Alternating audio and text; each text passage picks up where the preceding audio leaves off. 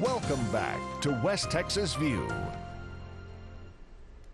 I hope we've made it a little clear for you to understand the value of the Texas Tech University Health Science Center, not only in training and teaching and keeping updated our medical professionals, but also in providing clinics so that these teaching doctors are also practicing doctors, and they're able to go back into their classroom and tell the students this is how it is, and they keep up to date with how it is to track a patient and see patients all the time.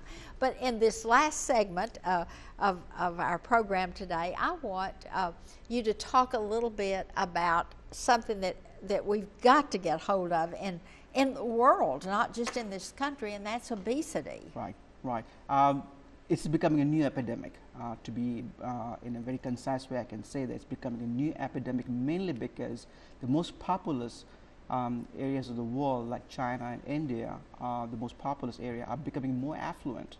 And with affluence comes, of course, access to unrestricted amount processed food, and people usually go towards processed food and those kind of high-calorie foods, and that's causing an epidemic.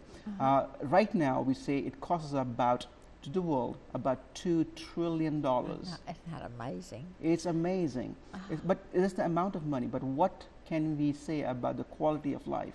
What can we say about the loss of productivity? That can be very difficult to measure. So and early deaths. And early deaths and productivity, relationship-wise, anything that we can possibly do. If you don't have your health, what can you possibly do? So the impact of such is beyond what we can measure in dollar terms.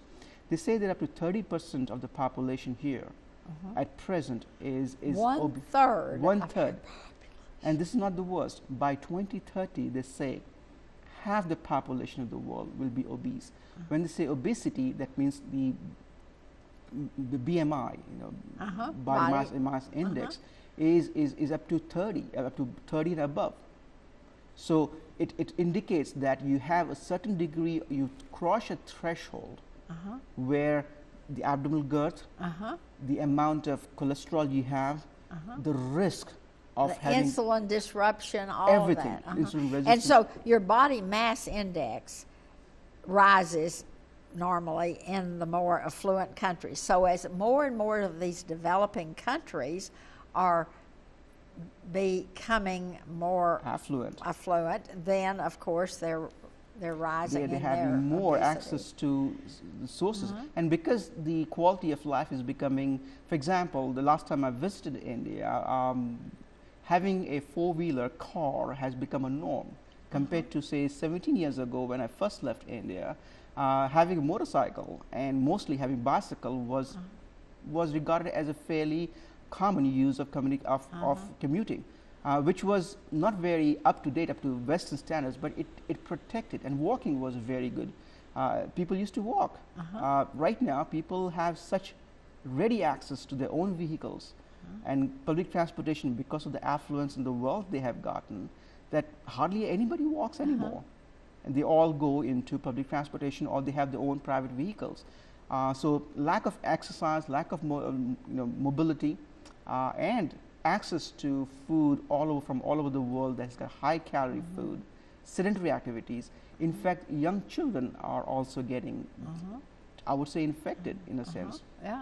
Towards obesity, and when they start at that young age, it doesn't improve with growing older. Yes. It's a habit that you form when you're growing older, and doesn't improve that. So this is one of the things that has come out to be there. And right now we have 15% of our healthcare cost goes towards treating obesity, or directly or indirectly associated with obesity or complications of obesity, be it diabetes, be it hypertension, be it arthritis of joints, which are one or the other connected to obesity. And this is expected to increase multiple folds as we go along and down this in the coming years.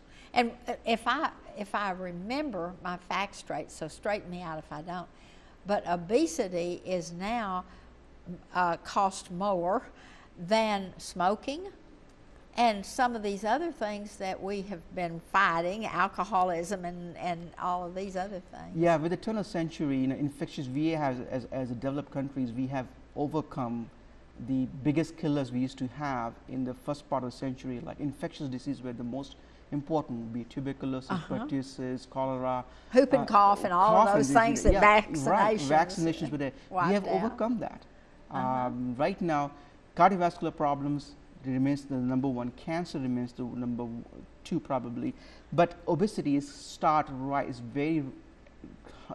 to rise very quickly among either directly or indirectly causing multiple health conditions, be it cardiovascular wise, be it diabetes wise, complications of diabetes, as becoming an epidemic.